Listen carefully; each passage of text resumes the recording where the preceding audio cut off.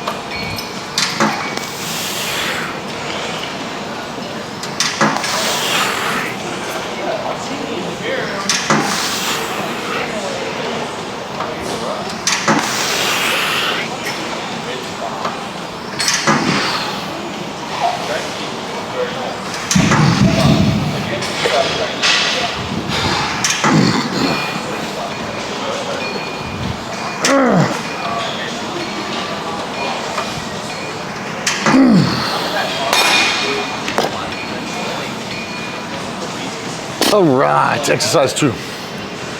Seated cable rows done. 2 sets. We've got 2 sets of lat pull downs here, and then we've just got 1 set on the T-bar or incline lever row, which I'm actually very excited to try. It looks like a really cool machine here, being at a new gym. Gonna play with some new stuff, so it's always fun. But again, it's not something that I'll try and do frequently. I'll try and stay in one spot for a little bit of time, or at least try and stick to similar movements or find machines that are very similar. I think that can be a potential drawback for a lot of people if you're training in like different gyms or just doing stuff haphazardly in terms of exercise selection, so just choosing random stuff all the time. It's probably not a great thing in terms of progression. There'll probably be a lack of progression and potential risk of injury if you're just doing random stuff all the time and have no ability to kind of get used to the movements that you're doing. If you're always doing new stuff, you're probably going to be sore. So probably not a great way to go about your long-term training to build muscle and get stronger over time. But just in terms of like when it happens and you have to deal with it, I think the main thing is so long as you choose exercises that are pretty similar, train the same muscles, train the same movement patterns, and you take them within a close proximity to failure, it doesn't really matter too much. So for me, we've got a bit of traveling coming up over the next couple of months, so probably lots of different gyms that we'll be training at for a week or two here and there. So again, I'm just trying to pick movements that are pretty similar. I'm not going to get too excited. I know we've got a really cool gym that we're training at for a week in Melbourne, and they've got lots of cool equipment, but that'll be like a week out from show. So certainly not a time that I'll be silly trying a million different things and doing different exercises that I'm not used to, because the risk of injury is just way too high and not worth it. So we'll get stuck in here. 2 sets, 8 to 12, 10 to 15, somewhere there.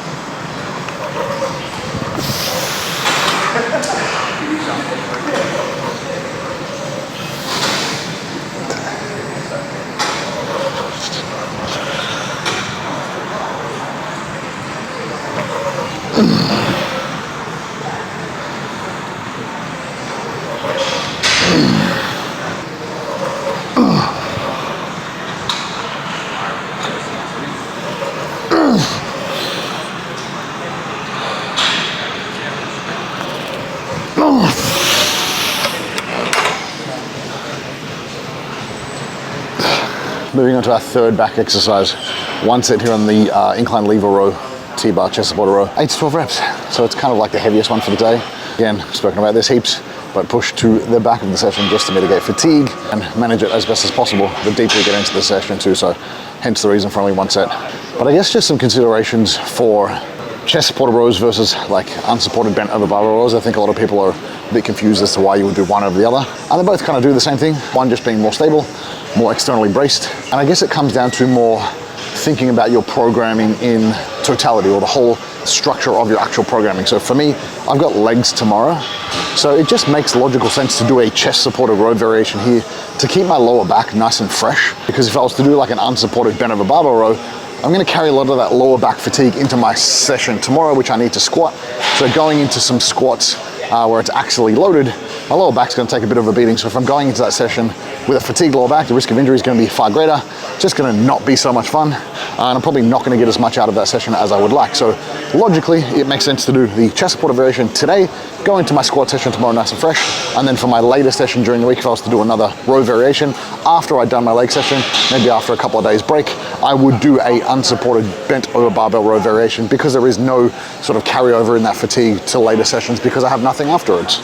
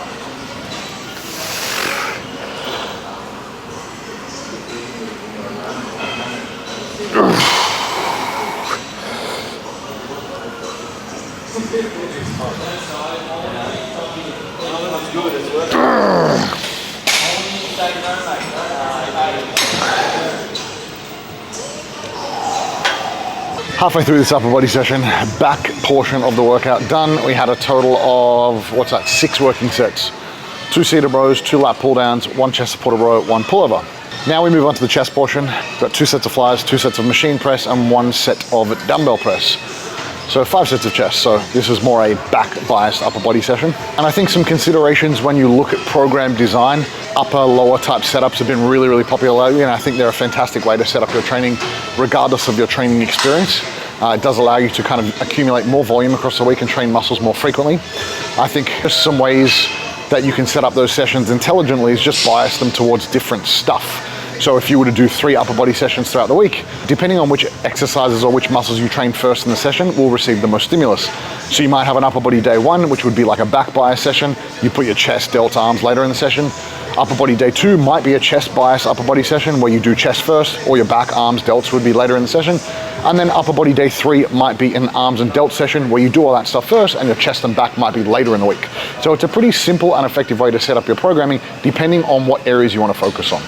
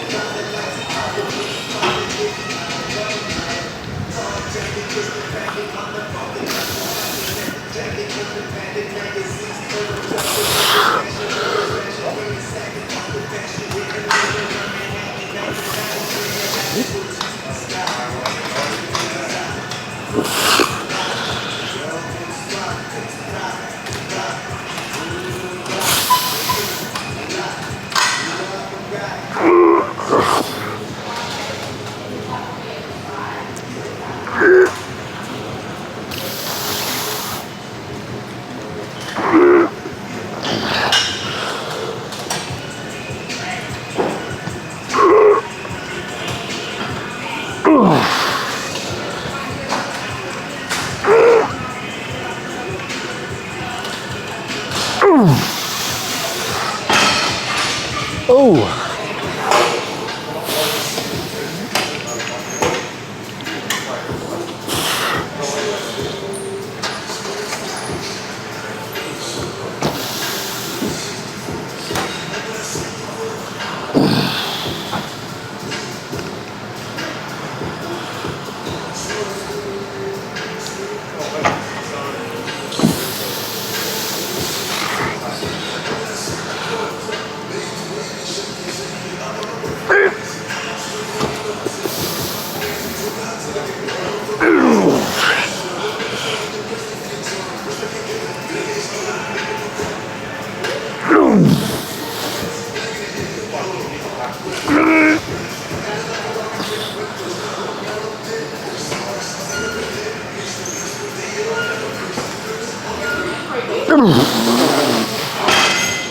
First press exercise, machine-based incline press. So I've got like 2 sort of press variations today, 3 total sets for the session. I've been using like a flat converging chest press. There isn't one at this gym, but there is a really nice converging incline press. So for someone who always needs bigger delts, bigger upper chest, I'm certainly not opposed to using that. But just 2 working sets here, 8 to 12 reps before we move on to incline dumbbell press. I've talked about just the cumbersome nature of heavy dumbbell pressing, and even today, like, it's my last exercise of this session. So if we think about overall output with exercises, depending on where you place them in the session will kind of dictate the output that you get. I'm doing it last, so it's literally like exercise number 7 or something like that. I'm still pressing like the 50s this week, I think, which is not like a flex by any stretch of the imagination. It's not that heavy, but just doing that at the last exercise. If I was to do that first, I'd be pressing 60s or 70s, but it's just so fucking difficult to move those around and keep them stable and not get injured, especially being this close to competition. So certainly happy to push it right to the end of the session. Although it's still pretty heavy, it's certainly lighter than it would be if it was earlier in the session. So I've spoken about that enough. Hope you guys get the point. I've drummed it home, hopefully enough that, when it comes to your own training, you can make some logical decisions how you set it up, but pretty straightforward, just based on kind of logic and the circumstances or phases that you were in. So we'll get stuck in this. I'll shut up. 2 sets here. 2 plates is actually pretty heavy. It stretches pretty hard in the bottom. So nice little loaded stretch, which is potentially advantageous for hypertrophy. So let's get after it.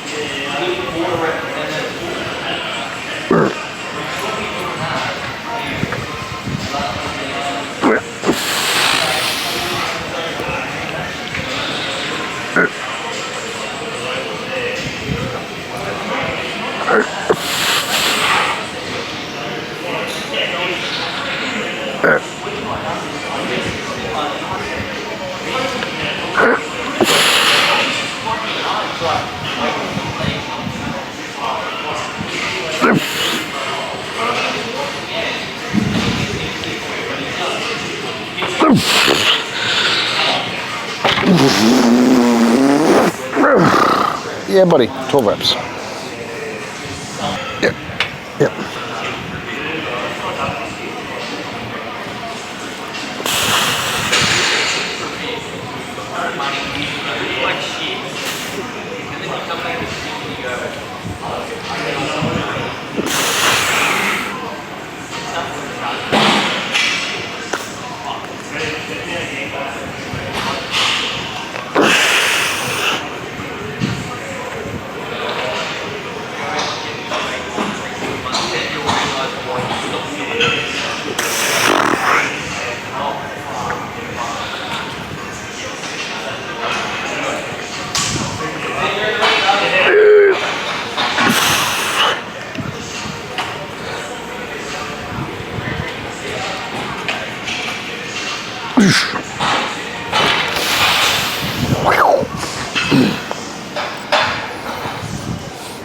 Yeah.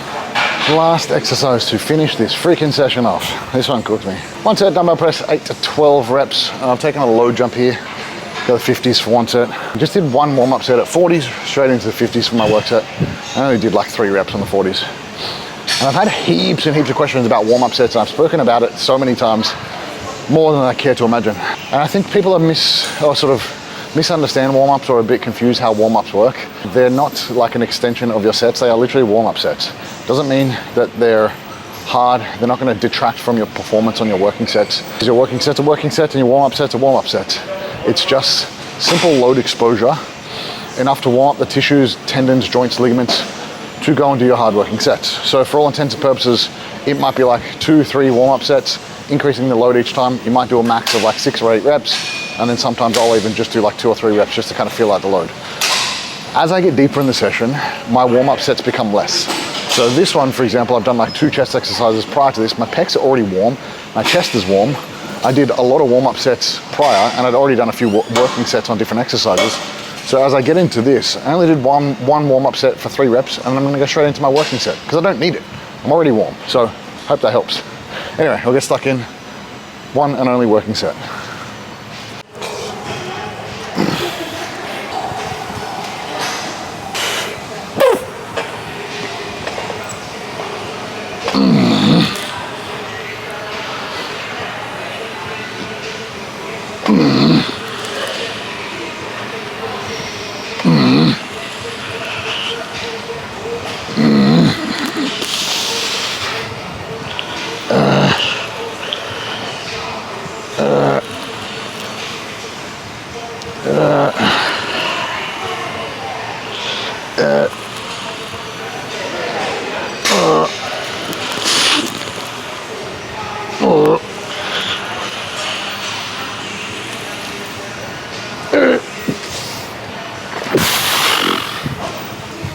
Good, 10 reps.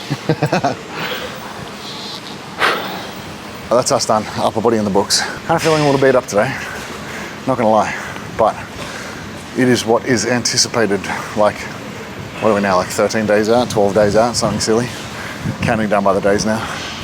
It's funny how that happens. You like start a contest prep like 24 weeks out, you're counting in like months and weeks, and then it's like days, and then it's workouts. So next week, actually this week, will potentially be my last leg session. So I'm counting it in terms of leg days. So it's like one more leg day till show, which is awesome because legs fuck me up. But I think the positive of that is if everything falls the way it should, we should have a new load tomorrow, legs tomorrow, and then we'll have a rest day on Wednesday, which will be our big carb up day. So if that's the case, I'm going to film that for you guys. It'll be a full carb up day on 1,500 or so grams of carbohydrates, which should be fun. But other than that, great session overall. I appreciate the support. I've had lots of new followers on the channel, lots of love from you guys, and it really makes it worthwhile doing these videos and seeing the support, seeing the growth of the channel. Makes it all worthwhile for me to be able to document this process and have fun doing it, and hopefully share some insights with you guys too, for anyone out there who's interested in the craziness of bodybuilding for their own endeavors, or if they're a coach coaching others, just to be able to kind of go through the experience and see what it feels like, see what it looks like in real time, because there's no filter, there's no hiding what we're doing. You guys have seen like 40 something episodes now of me progressing through this contest prep, so it's been a slow gradual transition from off season to contest prep. 45, Gabby said. There we go, she knows how many. But anyway, I'll wrap this up. As always, guys, I appreciate the support. So if you get any value from the content, it means the world to me if you like, comment, share, and most importantly, subscribe to the channel to help us continue growing. But I'll see you guys in here tomorrow for legs. Peace.